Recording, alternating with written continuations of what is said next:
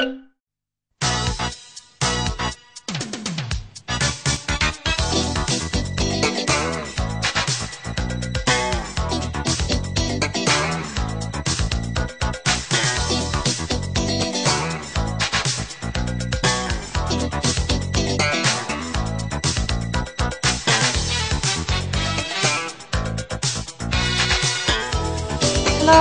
I'm Natalie with FriendlyDrupal.com, and we continue our series of screencasts on setting up a Drupal development environment on LAMP server using Ubuntu on Virtualbox. So today is the fun part because we'll be actually downloading and installing a new Drupal site, but first we'll have to tweak some settings starting with PHP. So let's open this file and find the memory limit.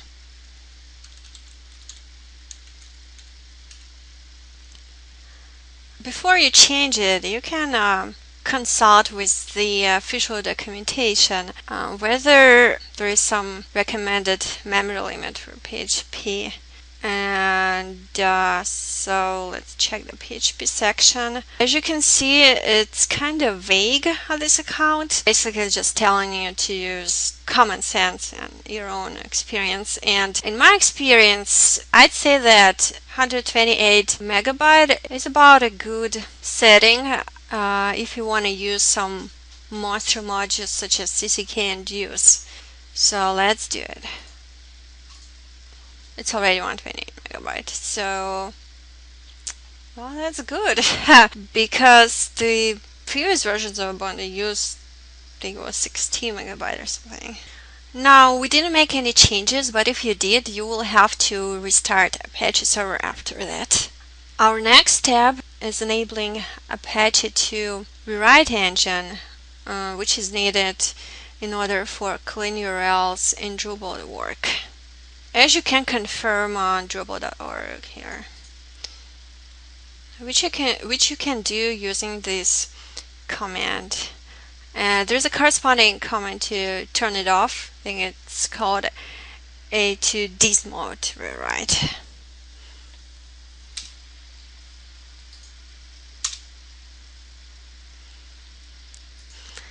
Ubuntu will helpfully tell you to restart Apache because you forget to do that.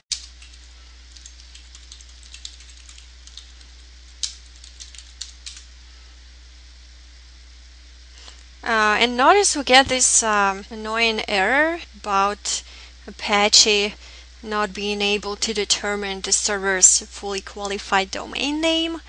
It's not critical. Apache is still going to work, but if you're really annoyed by it, there's a way to fix it. What you can do is go to apache2confd directory, choosing etc apache2 confd, and create a file called server name.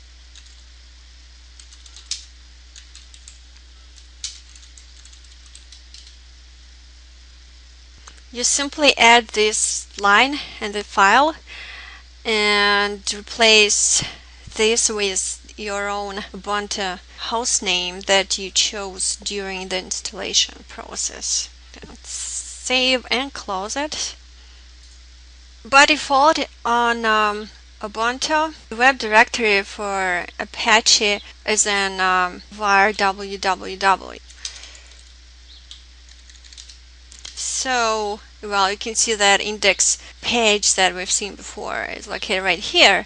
So, in theory, you can create a new directory here, call it, for example, Drupal, then download Drupal core to it, and then it's going to be accessible in localhost/Drupal. However, Apache can be configured to read files from any directory on your machine. And my preferred place is actually my home directory.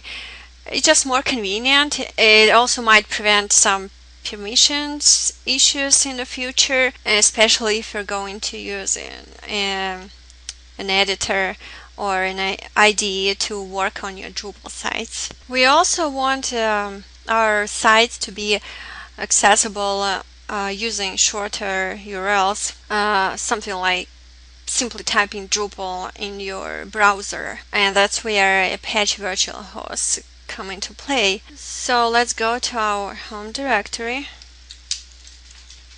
I recommend creating a specific directory for all your Drupal sites. Let's name it Drupal sites, for example.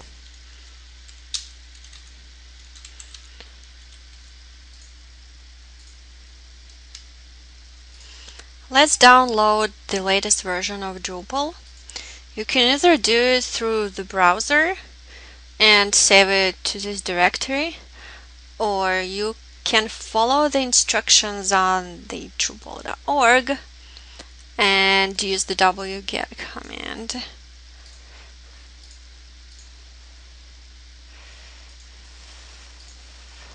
Okay, the latest version is 6.16, so let's change it here.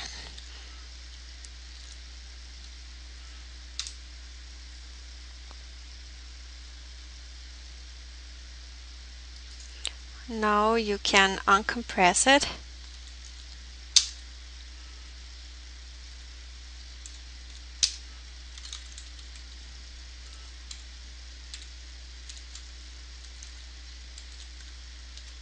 And if you see the files here, you can see it created a directory with our Drupal files.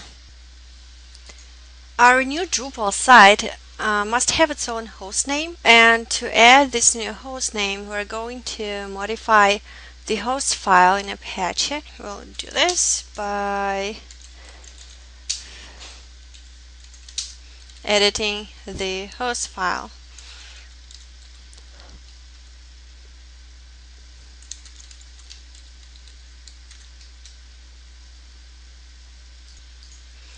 We'll add it here under the local host.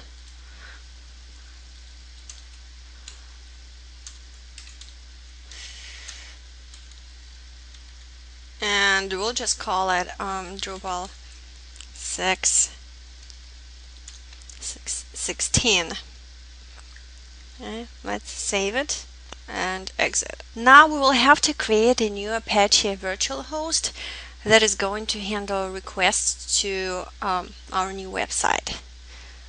So let's go to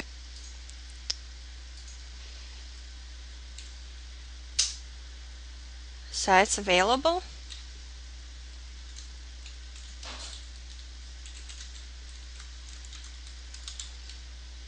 and edit, or rather create, the new virtual host definition file, which is going to be named Drupal 6.16.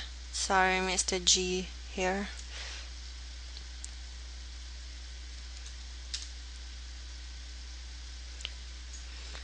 Our virtual host file is going to look something like this. Let's go over it. Server name should be the same as the one we entered in the host file. In our case, is Drupal 6.16. Document root corresponds to the directory where we have downloaded and unpacked our Drupal 6 installation. Obviously, you have to replace Natalie with your own username, and you need to add these directives so that the module write is going to work properly. So now it's done. Let's save it and close it.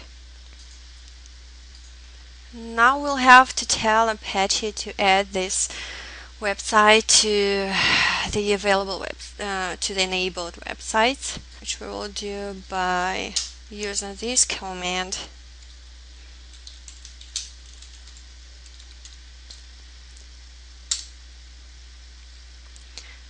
And as you can see, Ubuntu reminds you to reload Apache after you've done it.